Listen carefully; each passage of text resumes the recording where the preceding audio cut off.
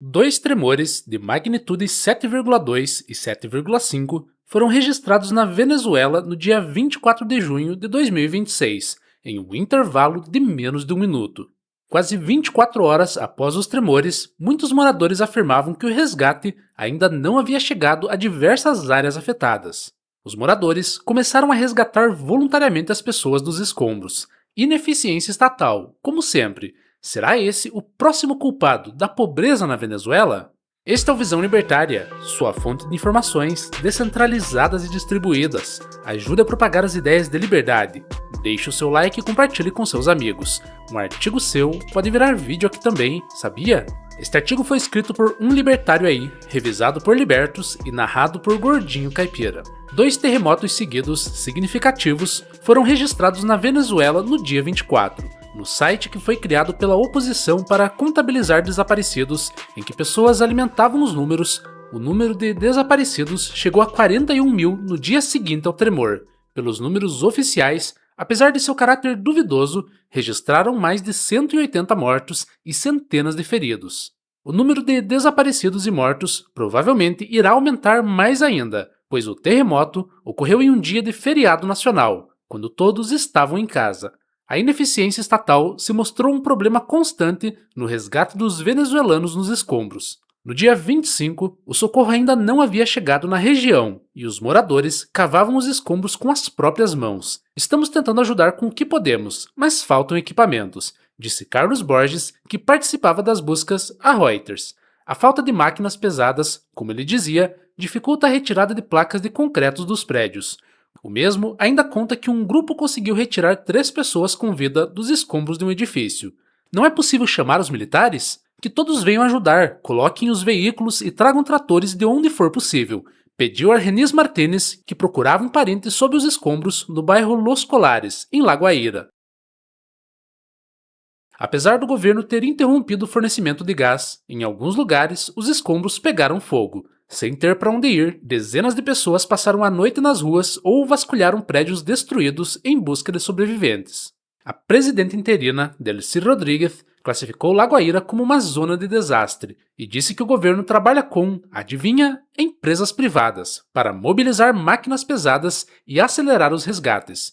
Meu filho está debaixo das placas de concreto e não há máquinas para tirá-lo de lá, disse Yamileth Jiménez, que acredita que o filho de 19 anos esteja preso sob os escombros no prédio onde moravam. Em outro ponto da cidade, vizinhos retiraram 2 corpos de uma casa, entre eles o de uma menina. Em um prédio residencial, moradores conseguiram salvar uma mulher e 2 crianças, feridas, mas com vida. Em Caracas, capital da Venezuela, enquanto algumas equipes de emergência trabalhavam durante a madrugada, em outros bairros, moradores reclamavam da demora no atendimento. Devido aos problemas ocorridos na região, a ajuda internacional chegou no país para apressar os resgates, vinda de países como Brasil, Estados Unidos, El Salvador e países da Europa, como França, Holanda, Suíça e Espanha. Outros países do mundo também disseram que vão ajudar a Venezuela com o que puderem, só que não especificaram o que enviariam ao país. É o caso de México, Chile, Portugal, Turquia, Índia e Catar.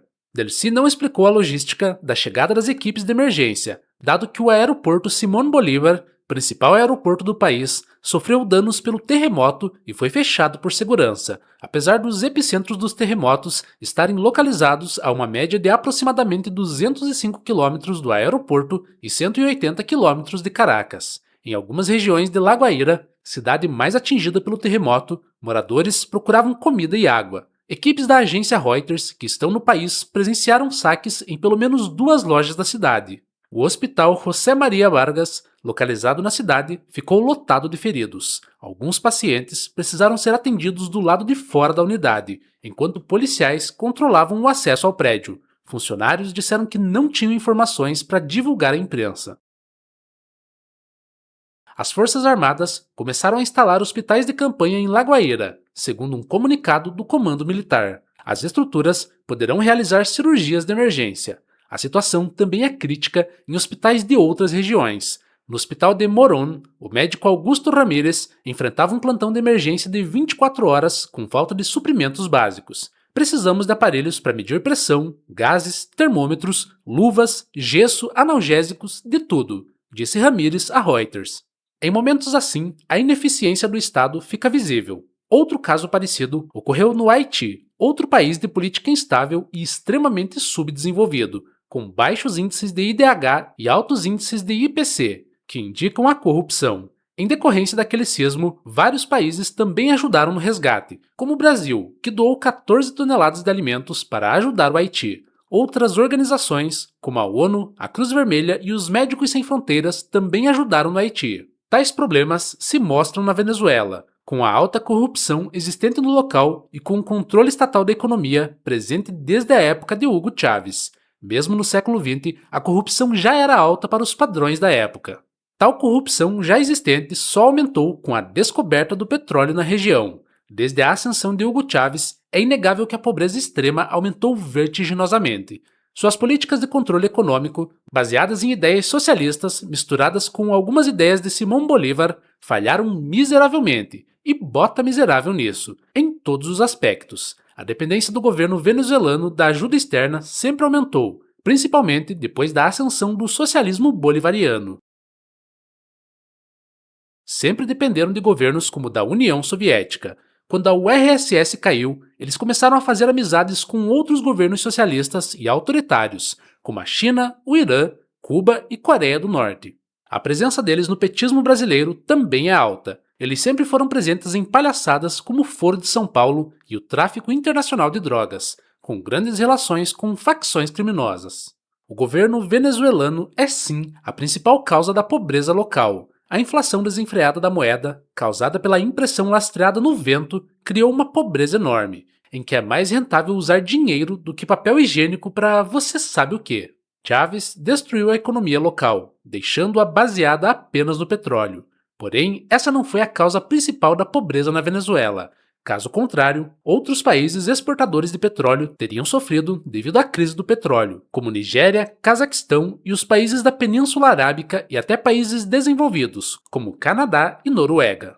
O governo chavista congelou preços, o que deixou os supermercados vazios, nacionalizou indústrias, criando gastos públicos com estatais de petróleo, nada tão diferente do Brasil e do mal varguista, travou o câmbio e perseguiu opositores, criando de fato uma ditadura socialista em um grau nunca visto antes. Mesmo com esses fatos derivados da foice e do martelo, de livros como Capital e o Manifesto Comunista e de experimentos fracassados como Cuba, União Soviética e Coreia do Norte, as pessoas ainda insistem em dizer que a culpa do fracasso venezuelano não é do socialismo, mas de outros N problemas. Claro que a desculpa da crise do petróleo não cola mais. Já se passaram aproximadamente 10 anos dessa crise e a situação econômica e humanitária daquela ditadura só vem piorando. Agora, pode esperar, a desculpa vai ser o terremoto. Sim, a Venezuela é uma ditadura, ao contrário do que muitos socialistas cabeça oca vêm falando por aí. Até mesmo o mais ferrenho socialista está tendo que admitir que o governo de lá é autoritário. Perseguições e retiradas de direitos constantes acontecem por lá, como no caso em que Maria Corina Machado foi dita inelegível pelo governo quando eles esconderam as atas das eleições, quando eles matam pessoas que protestam contra o governo, dentre outros problemas de censura típicos de estados socialistas e ditatoriais. Diante de tantos experimentos socialistas fracassados, não é o Brasil que vai dar certo, né? A China é um sucesso temporário, causado por algumas medidas de liberalização do mercado e por uma bolha demográfica prestes a explodir, que quando explodir vai enterrar o país junto. E nem venham falar sobre socialismo nórdico, porque isso não existe, uma vez tiveram uma economia livre. Quando aumentaram impostos e regulações, a economia estagnou, por vezes até despencou, como na Grande Depressão Sueca. Mas não são países socialistas, têm uma liberdade econômica grande demais para serem considerados assim. Por fim, que cada família atingida na Venezuela tenha o mínimo de dignidade possível para encontrar seus familiares. Desejamos toda a solidariedade ao povo venezuelano e que o Estado diminua cada vez mais, para que em catástrofes como essa, o cidadão tenha autonomia e condições de sair por conta própria, como sempre fez. Obrigado pela audiência. Este é um canal colaborativo. Participe você também. Cadastre-se agora mesmo em nosso site visãolibertaria.com e envie os seus artigos por lá. Os colaboradores recebem recompensas em Bitcoin. Inscreva-se no canal e clique no botão da campainha para ser avisado de novos vídeos. Até a próxima!